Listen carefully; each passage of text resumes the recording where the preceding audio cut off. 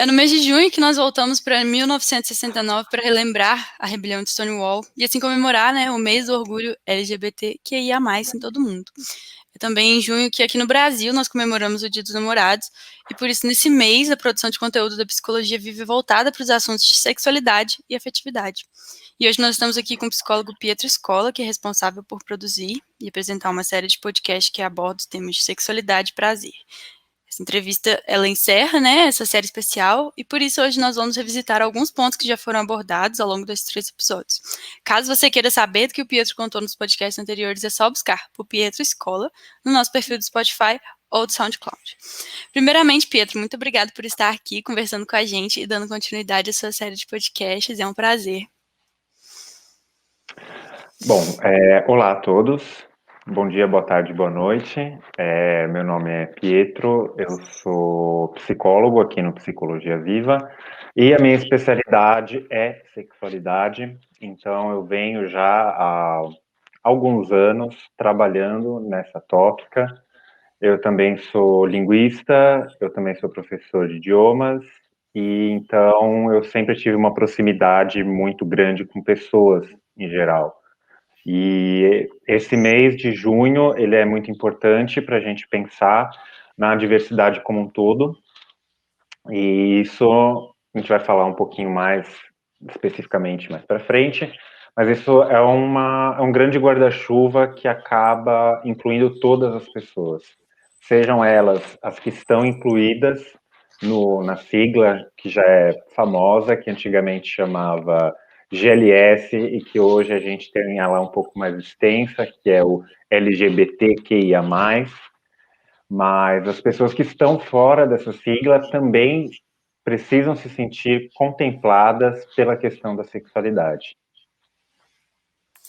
Então, vamos lá, a gente tem muito conteúdo que você já abordou nos outros 3 episódios, esse é o último episódio, né, a entrevista que fecha essa série. Então, primeiramente, vamos retomar alguns pontos que você consideram válidos, antes da gente começar esse assunto, né, são temas que estão em voga, não só no mês de junho, mas o ano inteiro, e a gente às vezes precisa ultrapassar alguns preconceitos para poder esclarecer, porque as pessoas, né, têm que estar abertas, elas têm que ser um pouco mais receptivas para poder tratar desse assunto. Então, o que você acha que é válido da gente pontuar? No quesito preconceito. Não necessariamente no quesito preconceito, mas a partir das questões que você já abordou nos outros episódios, conceitos básicos que você acredita que sejam importantes para a gente abordar aqui, entendeu? Entendi, certo. Eu acho que, primeiro de tudo, é um pouco disso que eu estava falando, da questão de que todo mundo deveria se sentir contemplado quando a gente fala de sexualidade. Tem uma certa dinâmica que é interessante a gente prestar atenção, que é um pouco daquela dinâmica da figura do circo.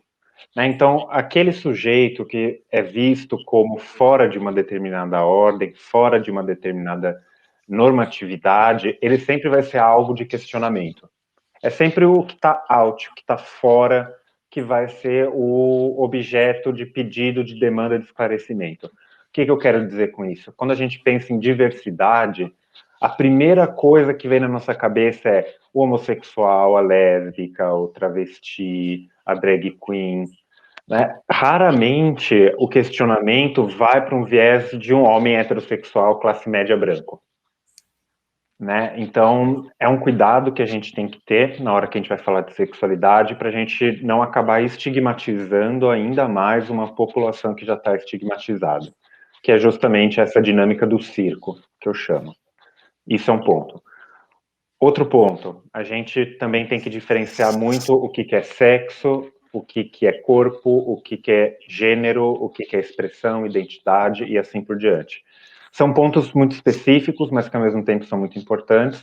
Vou tentando introduzi-los conforme a gente for dando andamento na entrevista, para conseguir diferenciar um pouco. A priori, o que eu posso falar no momento é que tem uma diferença entre o corpo, como o sujeito enxerga o próprio corpo, e como esse sujeito quer que os outros enxerguem aquele corpo que ele tem. Uma medida um pouco complexa, mas a gente vai esclarecendo ela com o passar da entrevista. Uma primeira coisa que eu acho que a gente poderia já esclarecer, que é uma dúvida ou então uma confusão muito comum que as pessoas façam, é esse ponto da identidade de gênero com a orientação sexual, e você ainda aborda um ponto ainda um pouco desconhecido, que é a questão da orientação afetiva. Então, você poderia diferenciar esses pontos novamente para a gente? Uhum, uhum. Vale lembrar que quando a gente fala da sexualidade, a gente tem que entender que a sexualidade está em tudo. Vide a publicidade. Publicidade, desde que ela existe praticamente, desde ali do século XVIII, mais ou menos, a publicidade ela utiliza muito a sexualidade como uma ferramenta para atrair atenção, para vender os seus produtos. Se a gente voltar mais ainda, a gente vai ver que a sexualidade ela é muito presente na Idade Média, em que não poderia, por exemplo, se masturbar, mas ali o alto clero, ali os representantes religiosos ficavam falando o dia inteiro que não podia se masturbar, que não poderia ser homossexual, que era coisa do demônio, né? Então, tudo isso faz um estímulo para que a sexualidade apareça. A partir do momento que você fala não para alguma coisa, você está botando aquilo em circulação, mesmo que seja para proibir. Né? Então, se eu estou com uma plaquinha aqui falando, os homossexuais são pecadores, ok? Alguém que não conheça o que é um homossexual vai ver essa placa e vai pensar, mas o que é um homossexual? E vai começar a pesquisar sobre. Né? Então, isso era uma coisa que um filósofo e antropólogo, sociólogo francês, o Michel Foucault, falava muito, de que não existe essa hipótese repressiva. O sexo ele nunca vai ser reprimido. No momento que você tenta reprimir, você está produzindo um discurso sobre ele. Tá? Isso é um ponto. Adiante.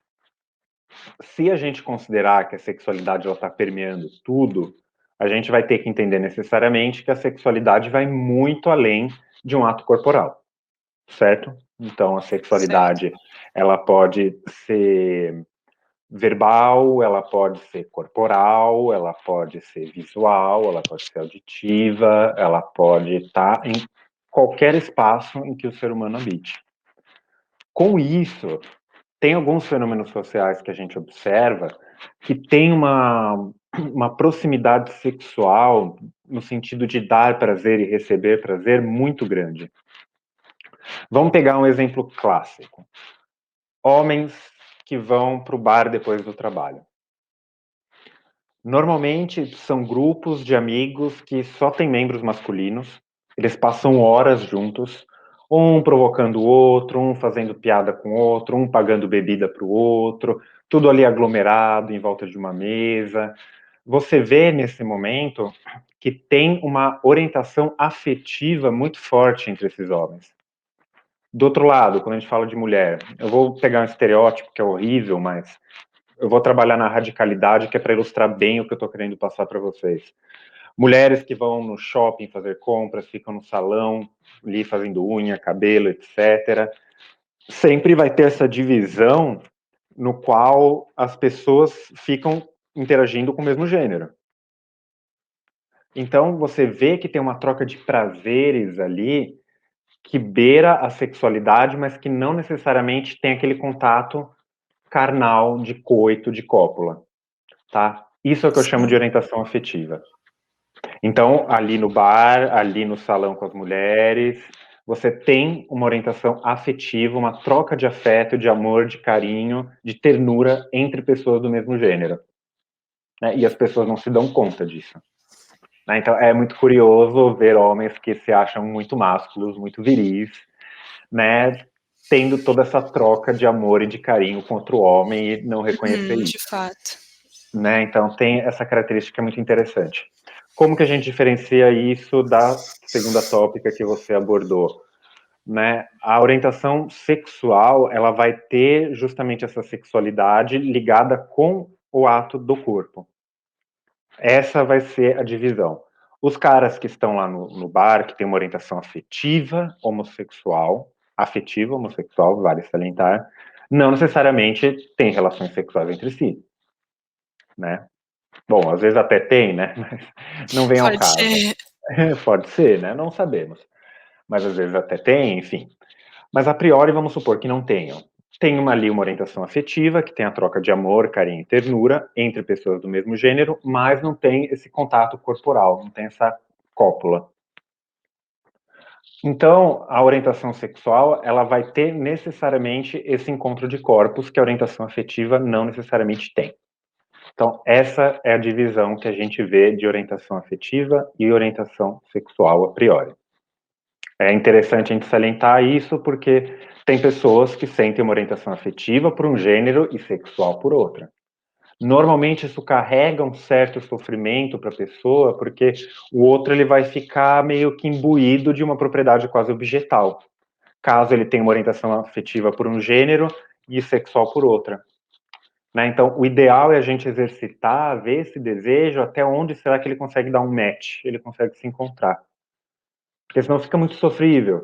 Né? Então, você gosta de Perfeitamente. passar um tempo com umas pessoas de um gênero e o outro gênero só serve para o sexo.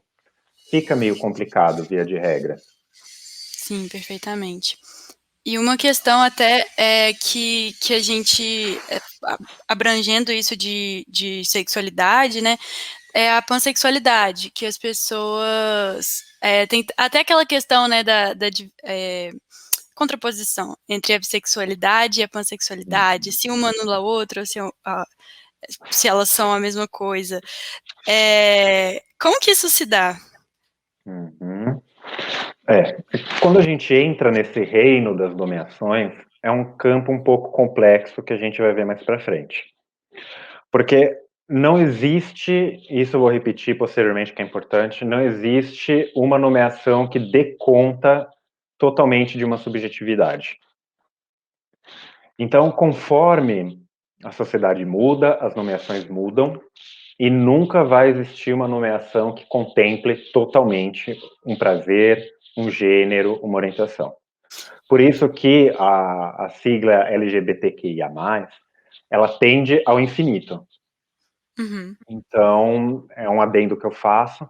Respondendo a sua pergunta, a bissexualidade, via de regra, ela vai estar muito mais assentada sobre o polo da orientação sexual do homem e da mulher, tá? Então, um sujeito bissexual, ele sente que a orientação sexual dele se dirige para o homem e para a mulher, tá? Agora, o quantum disso, né, se é mais para homem, mais para mulher, é irrelevante. Tem bissexuais que sentem uma maior atração por homens do que por mulheres, né? Mas o que a gente tem que entender da bissexualidade é que essa via, essa bifurcação, ela tá sempre aberta, E é daí que né? parte aquele discurso de que a sexualidade é fluida? Sim, dá pra gente pensar algo a partir disso, de fato. A sexualidade, ela sempre foi fluida. Isso não é uma, como alguns opositores dizem, né, que é uma invenção moderna. Ela sempre foi fluida. A grande questão é que o mundo, conforme ele vai sendo mais globalizado, a gente vai tendo acesso a possibilidades de ser, né? Me desculpem aí o jargão um pouco filosófico ao extremo, mas a gente vai tendo acesso a possibilidades de ser que antes a gente não tinha. A gente só sabe que alguma coisa existe a partir do momento que existe um nome. Enquanto a gente não tem acesso à nomeação, aquele conteúdo fica desorganizado dentro da gente. Um sujeito só sabe que ele é hétero, que ele é homo, a partir do momento que tem uma nomeação disso. Por isso que a gente vê muitos sujeitos que são homossexuais, mas estão ainda naquele, tem alguma coisa diferente comigo. Eu gosto do meu amiguinho, mas é de um jeito diferente, não sei explicar. A gente vê muito isso em pré-adolescente, ali na fase dos 12 anos. Até que um dia ele conhece alguém mais velho, ele conhece alguém que tem acesso a nomeações que ele não tem, e explicam para ele o que é um homossexual. Falam, não, fulano, acho que você é gay. Aí que o negócio anda, porque precisa ter essa nomeação. Então, a sexualidade, ela sempre foi fluida. O que mudou é a nossa maneira de encaixar a sexualidade nas gavetas. Então, se as nomeações aumentam, as sexualidades também aumentam, né? Voltando no ponto da pansexualidade, se o bissexual tem essa atração mútua, ou melhor, essa possibilidade de ter uma atração mútua por ambos os gêneros, o pansexual, ele estaria ali, eu diria, no campo da identidade proporcional ao não binário, tá? Se o não binário, ele é uma pessoa que não se identifica nem com masculino nem com feminino, o pansexual, ele vai sentir uma atração sexual por pessoas independentemente do gênero. Porque os gêneros vão além do masculino e do feminino. Então, a diferença primordial do bi para o pan seria basicamente essa. Essas sexualidades, né, principalmente a bissexualidade, ela é muito, erroneamente, às vezes ela pode ser muito confundida ou associada à questão da promiscuidade. E isso procede, como que a sociedade, o que essa fala da sociedade pode às vezes implicar em uma questão que não é verdadeira, que não é verossímil. Eu nunca entendi muito bem essa palavra da promiscuidade, na verdade, porque ela é tão carregada de uma performance vazia que eu acho que ela dá até pra gente pegar ela como gancho junto. Porque o que é uma pessoa promíscua? Normalmente as pessoas que chamam os outros de promíscuos são os mais promíscuos, né? Então é muito curioso porque tem um status desse tabu da sexualidade que beira quase o campo da falácia, no ponto em que o que é não ser promíscuo? Né? É você ficar com uma pessoa por ano, é você se abdicar de ter relações sexuais, né? O que é ser promíscuo, o que é não ser promíscuo? Né? Tem aquela divisão, aquela fronteira de que o sujeito não promíscuo é aquele que é casado. Tá, mas assim, tem muita gente que é casada e trai a pessoa que é casada. Então, Exatamente. peraí, não tô entendendo. Então, eu acho que a palavra promiscuidade ela é carregada de um vazio, de um buraco negro enorme. E me parece muito mais um mecanismo projetivo dessas pessoas que chamam os outros de promíscuo, porque ou estão com inveja porque queriam estar na posição de promiscuidade e não tem coragem, né? Ou estão se defendendo de alguma outra coisa. Né? Então já deixo a minha cutucada aqui nesse ponto. Indo para outro lugar, né? A bissexualidade ela é muito constitutiva do ser humano. Eu que sou da abordagem psicanalítica, a gente vê que a criança ela já nasce bissexual. Ela nasce sem gênero, ela nasce sem orientação sexual, ela já nasce com esse campo de possibilidades em aberto. Com o passar do tempo, que vão surgindo identificações, ela vai tendo encontros e ela vai fazendo essas eleições, que são inconscientes, evidentemente, mas ela vai fazendo essas eleições até que vai se cristalizando esses sistemas de gênero, orientação sexual, etc. Tá? Mas tem uma outra palavrinha que falam sobre a bissexualidade, que o sujeito está confuso. Ou então que é moda. Ou então que é moda.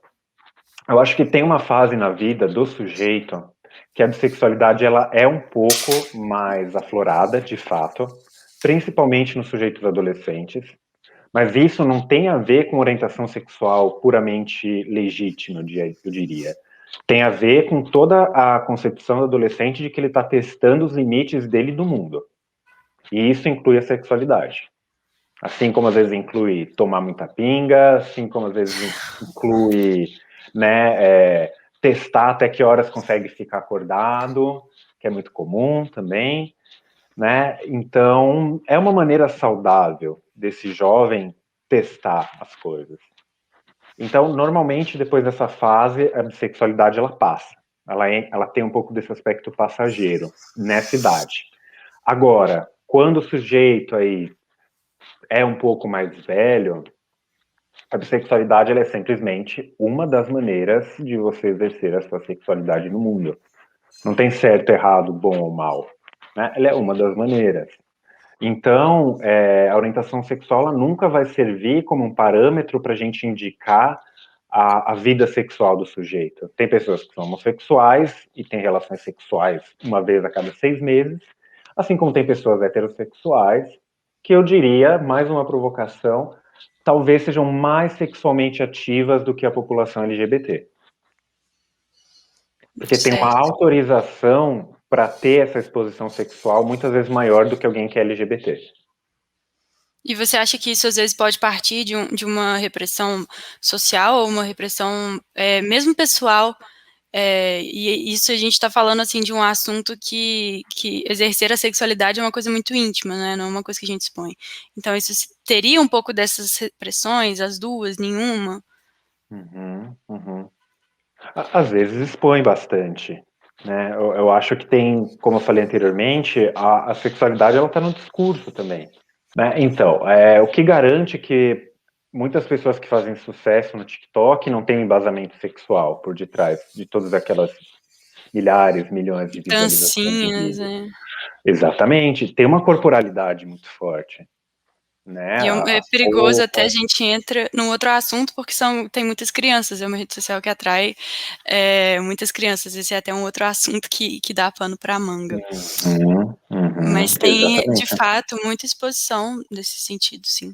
Sim, e eu acho que o aspecto repressivo, se ele existe só num espaço em que ele condiciona a sexualidade segundo algum critério.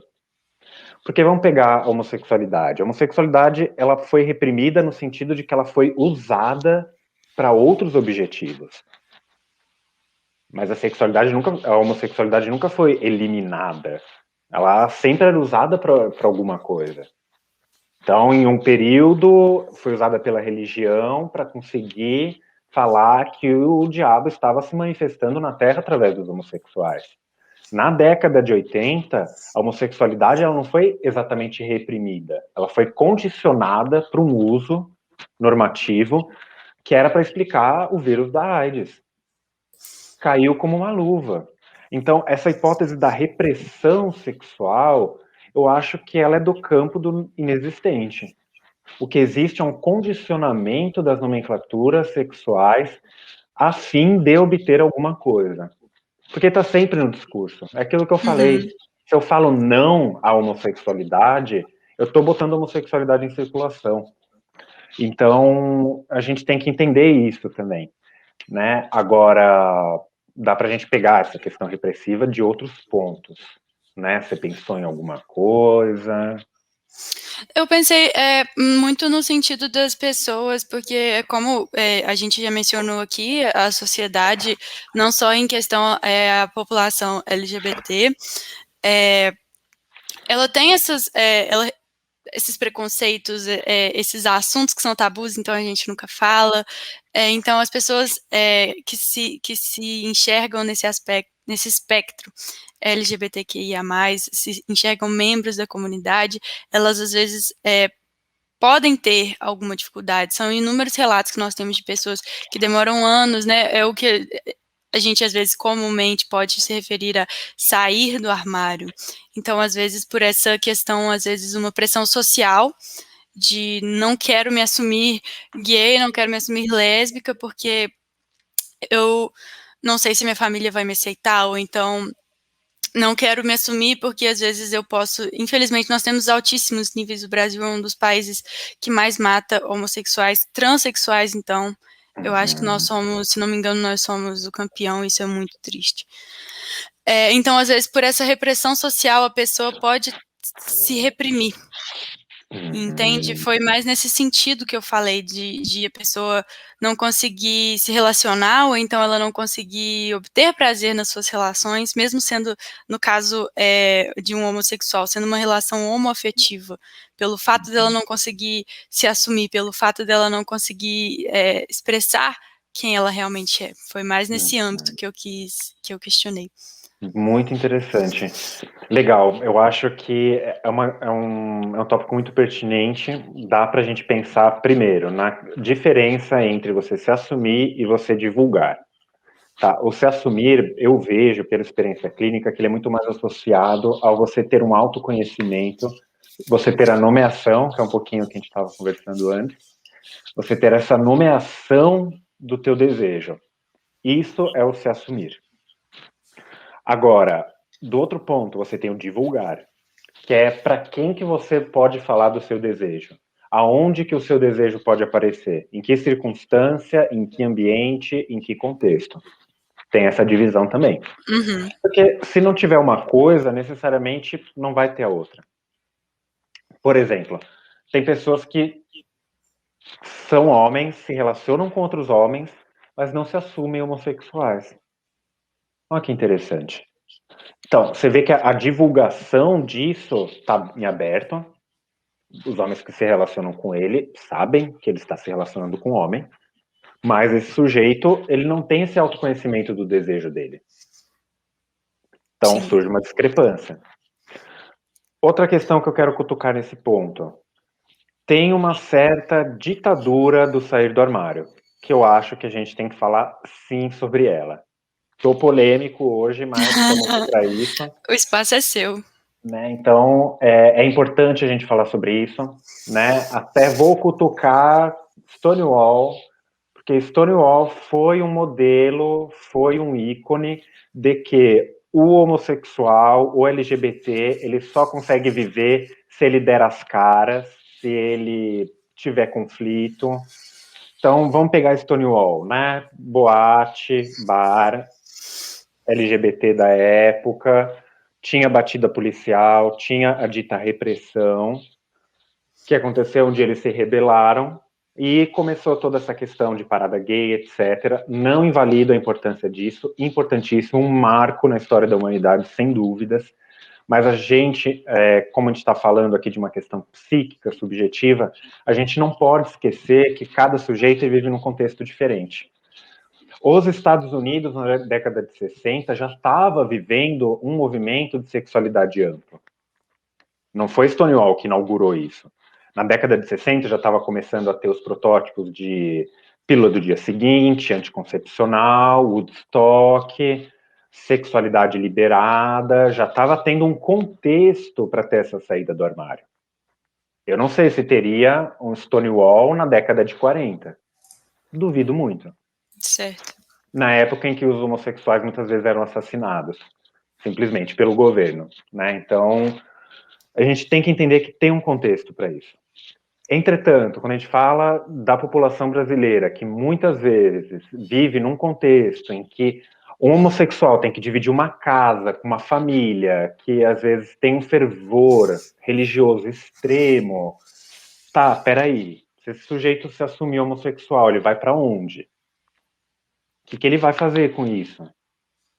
Será que talvez não tenha opção dele ter que viver um pouco mais escondido, mas ele tem um grupo de amigos, ele tem o namorado dele, ele tem as configurações ali dele de cultura própria, de identidade. Peraí, será que mesmo que tem que sair do armário para essa família? Né? Então, é um assunto que a gente tem que ter muita cautela e muita delicadeza para abordar. Porque não existe receita de bolo, não tem poção mágica que faça uma palavra mágica que faça a gente saber o que a gente tem que fazer ou não. Isso é cada sujeito que vai ter que entender. Né? De outro lado, aquele sujeito que tem um empoderamento razoável da vida dele, ele vai ter que entender que o corpo dele já é político. O desejo dele já é político. Não tem neutralidade. O que você quer dizer com isso de ser um corpo e um desejo político? Porque você já está inserido num sistema em que você é...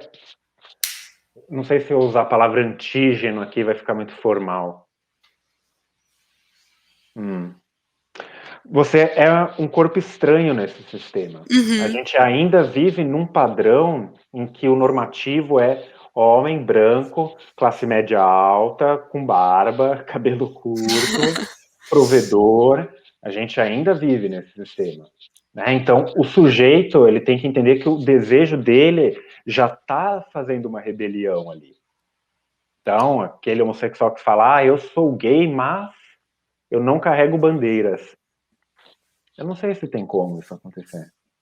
A mulher, por exemplo, mesmo que ela seja heterossexual, ela já nasceu carregando uma bandeira.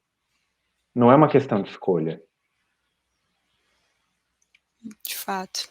Nascer no Infelizmente. corpo que você nasceu não é uma questão de escolha. Agora, o que você vai fazer com isso que foi dado para você, é aí que está a sua sabedoria.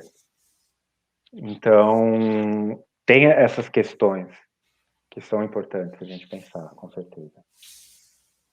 Não, de certo. Como que a psicoterapia pode auxiliar nesses casos? Em tudo que a gente falou, todo esse apanhado, na questão da pessoa se identificar e divulgar, né, se assumir e divulgar nessa questão da pessoa, ela de tudo isso que a gente falou, né, são vários, pontos que a gente pode pensar, Uhum. assim, e como que a psicoterapia engloba todos eles, como que ela pode ser uma aliada. Eu acho que cada ser humano carrega consigo mesmo algumas fantasias que são constituintes. Essas fantasias, elas vão se articular na vida do sujeito como um todo. Na psicoterapia, é interessante a gente fazer uma cirurgia dessas fantasias primordiais. Por exemplo, tem uma ideia muito forte na sociedade brasileira, principalmente nas mulheres, de um certo complexo de Mulher Maravilha. Putz, então a mulher ela tem que ter filho, ela tem que cuidar do filho. Muitas mulheres cuidam do marido também, né? E tem que cuidar da casa, e tem que trabalhar, e tem que sustentar tudo. Tudo. Você não escuta um homem beirando os 30 anos pensando, peraí, ou eu pego essa promoção no trabalho, ou eu tenho um filho. Não tem essa dúvida. Uhum. Né? Então, a mulher, por exemplo, ela tem a fantasia de que ela é responsável por muita coisa. E, de fato, coloca muitas coisas nos ombros das mulheres. Mas a questão é até onde ela introjeta essa fantasia de que ela é a Mulher Maravilha e tem que dar conta de tudo. Né? Então, a psicoterapia ela poderia ajudar fortemente a desconstruir tudo isso. Né? E outras questões de que o sujeito ele não se dá conta do próprio desejo. Né? São essas escapadas nas falas que é legal a gente sempre ir pontuando, né, para o sujeito se dar conta de, nossa, nunca reparei que eu sempre faço isso e gosto. Nunca reparei que com aquele amigo eu senti uma coisa diferente. Né? Então são essas coisas que na banalidade do nosso dia a dia a gente não se dá conta. O desejo ele vai escapando, ele vai vazando. E para você entrar num trilho normativo do desejo é muito fácil. Então, a psicoterapia ela entraria nesse campo do. Não me agrada muito o termo autoconhecimento, porque autoconhecimento todo mundo tem, mas eu acho que a psicoterapia ela faria o sujeito se dar conta de partes dele que ele não sabe, porque o sujeito ele sempre fala mais do que ele sabe, sempre escapa uma verdade ali, e a função do psicólogo é agarrar essa verdade e fazer o sujeito ver ela. Então, a psicoterapia, de uma maneira um pouco mais grosseira, eu diria, ela funcionaria dessa forma. De certo. E agora eu deixo o espaço aberto para você, caso tenha algum outro tópico que não foi abordado que você ache válido a gente mencionar aqui. Uhum, uhum. Eu acho que a sexualidade, queria Sim, planar sobre ela um pouquinho, que é uma coisa que vem surgindo bastante, e eu acho que a gente tem que dar visibilidade para essa galera. A sexualidade, ela consiste basicamente, tem algumas divisões, vou falar rapidamente. Na sexualidade, a gente vai ter aquelas pessoas que são românticas e aromânticas. Então, o assexual, como diz, né, a própria palavra, a, né, vem como uma partícula negativa na palavra, sexual. Então, assexual é aquele sujeito que não tem esse interesse sexual enquanto corpo por outras pessoas, tá? Então, você tem o assexual romântico, o aromântico. Então, são pessoas que podem sentir uma atração afetiva por outras pessoas, só que não vai passar pelo viés do coito, digamos, do encontro de corpos. mas mesmo assim essas pessoas, elas, pensando assim na questão do corpo, mas também nesse espectro da sexualidade, os assexuais, eles sentem prazer? Sentem. É uma coisa que às vezes eu até pesquiso, vou entrevistar pessoas sobre. Me surgiu, alguns meses atrás, a dúvida, por exemplo, se a sexual se masturba. Eu É um pensei, bom questionamento. pois é. E aí, né, houve algumas divergências, mas o consenso ali do grupo que eu entrevistei é que sim, né, porque a sexualidade ela remete à não atração sexual pelo outro, mas isso não quer dizer que o seu corpo não tenha zonas erógenas. Nossa, isso é muito interessante, assim. Mas aí nessa questão da sexualidade, a gente pode chamar a sexualidade de uma orientação sexual? Podemos, claro que podemos, porque não é que a libido do sujeito assexual ela não exista. Ela simplesmente ela é direcionada para outros lugares, né? Então, você tem um corpo que ele é erógeno. Você tem um corpo que o ato de comer, por exemplo, ele não está tão diferente tão distante, aliás, do ato sexual. No ato sexual, o que a gente tem? A gente tem um aumento de tensão, uma descarga repentina e um relaxamento. A gente faz isso quando a gente está com fome, come muito e depois dorme. Então, a gente tem um corpo que ele tem mil maneiras de fornecer prazer. O nosso corpo inteiro ele é erógeno. E isso já vai para outro ponto, que é esse ponto da sociedade, que talvez a gente possa ficar até para para um outro vídeo, mas que é esse foco da sociedade no pênis e na vagina. Sempre tem que ter algo entrando em algum orifício. Algo que saia disso já é considerado perversão, promiscuidade, enfim, mil nomes, né? Então a gente talvez possa aprender a valorizar um pouco mais o nosso corpo, porque ele é múltiplo, ele é complexo e dá pra gente fazer muita coisa com ele. Falando nessa questão do corpo e entrando um pouco falando sobre os fetiches, que são coisas que a gente não fala muito. Os fetiches, eles são saudáveis? O que são esses fetiches? Como eles podem agregar, assim, as relações sexuais, as relações afetivas também? Uhum. A palavra fetiche, ela tem uma origem etimológica muito curiosa, que ela em latim, se não me falha a memória, que é o facticius, se não me engano, que tem ali uma tradução para o nosso português que é de fático, mas também tem uma tradução de feitiço.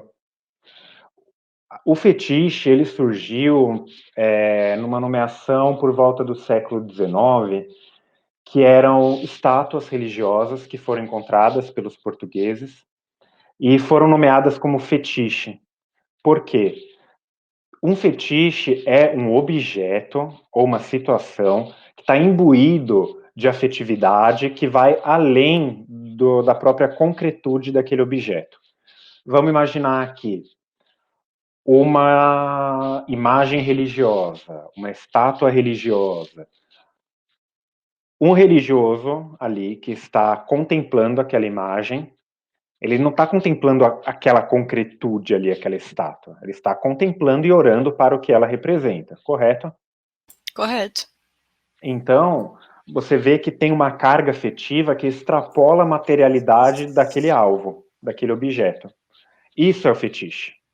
Pegar isso e levar para a sexualidade. Vamos lá.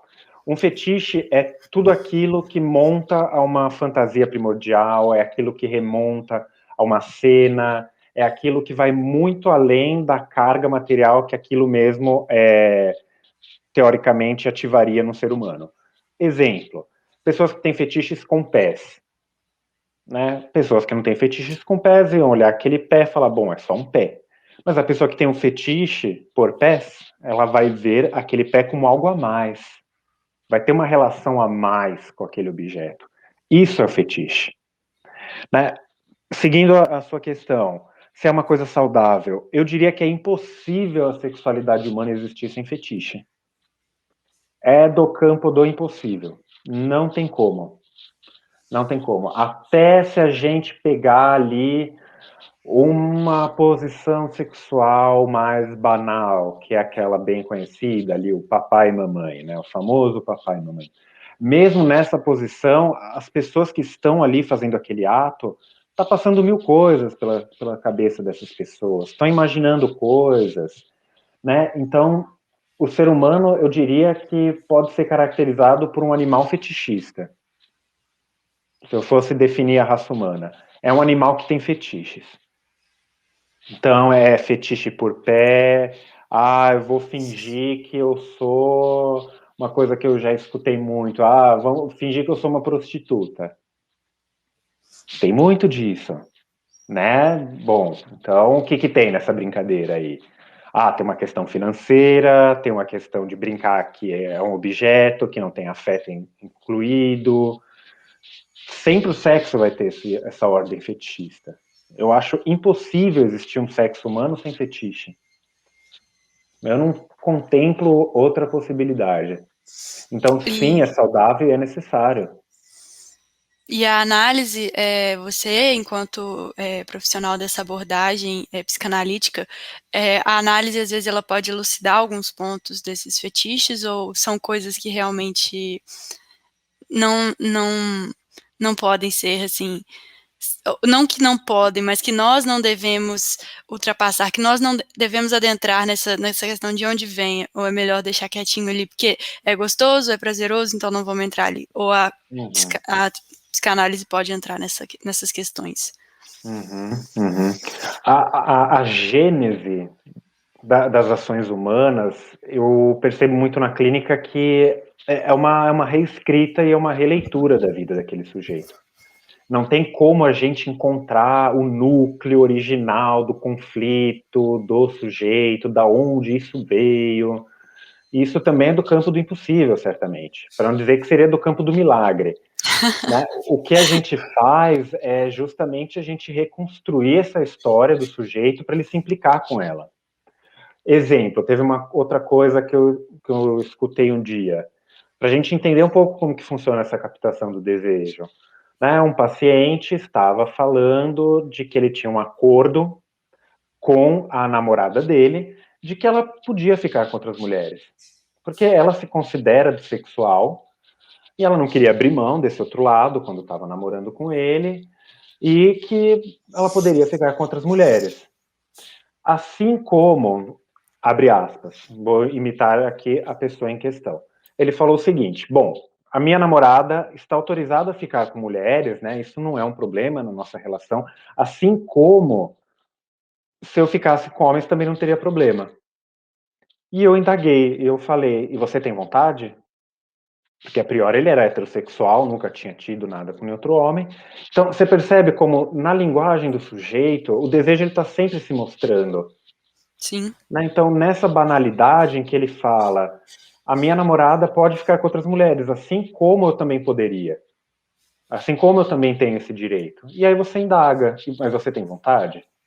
Né? Então, aí que veio à tona várias questões para esse paciente. Então, o desejo ele está aí, ele está circulando. É a gente que não presta atenção nele. Então, na psicanálise, enquanto esse trabalho com o inconsciente, eu que sou mais especificamente da psicanálise lacaniana, que eu trabalho com análise do discurso, semânticas e por aí vai, né, a gente tem que ficar prestando muita atenção nas palavras, como elas se articulam, né, então vamos pegar um caso só para a gente ir para vias de encerramento hoje, né, o paciente falou, bom, eu aproveitei que minha mãe tinha saído de casa, tal, eu resolvi mexer no Tinder. Peraí, então, para você mexer no Tinder, sua mãe tem que estar longe? Que história é essa? Né? Então, são nessas escorregadas que a gente tem que prestar atenção. E a terapia é muito importante, porque o sujeito, de maneira solitária, autônoma, sem um profissional habilitado, ele não se dá conta. Muito pelo contrário, ele não vai querer se dar conta. sim. Então, eu vejo a terapia como uma saída muito boa para o desejo. Eu deixo então esse espaço aqui agora aberto para você finalizar com qualquer assunto que você queira dizer, algum comentário que você queira fazer sobre a sua série de podcasts. O espaço é seu. Uhum. Bom, primeiramente eu gostaria de agradecer a Psicologia Viva por esse projeto que é de suma importância para as pessoas. Aquelas que não têm voz, eu espero que eu tenha conseguido carregar um pouco da voz dessas pessoas aqui hoje. Espero que eu tenha conseguido ser um pouco de um porta-voz para aqueles que não conseguem falar. Então, eu me sinto muito privilegiado de estar nessa posição. Agradeço a você também, Letícia, pelas boas-vindas, pela Disponha. recepção, pela articulação em trazer essas perguntas que são pertinentes e importantes para ajudar a gente a construir uma sociedade mais múltipla E é isso, conhecimento é feito para circular. Eu espero que todos tenham gostado disso que a gente conversou hoje.